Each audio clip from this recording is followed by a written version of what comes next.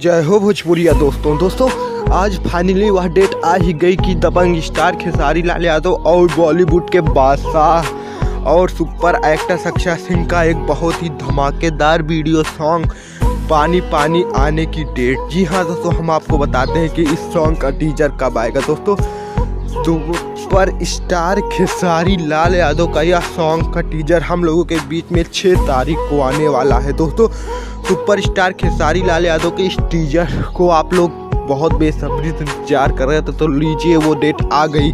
और दोस्तों टीजर के बाद ही पता चलेगा कि यह धमाकेदार वीडियो सॉन्ग कब आएगा। दोस्तों दबंग स्टार खेसारी लाल यादव के जितने भी फैन हैं उनके इस गाने के टीजर को इतना फैला दीजिएगा कि वीडियो आने पर भी बहुत ही ब्लॉकबस्टर हो जाए। तो दोस्तों यह सॉन्ग हम लोगों के बीच में बहुत ही जल्द आने वाला है। और दोस्तों सुपर स्टार खेसारी लाल यादव के इस गाने के टीजर को आप लोग अपना बहुत सारा प्यार और आशीर्वाद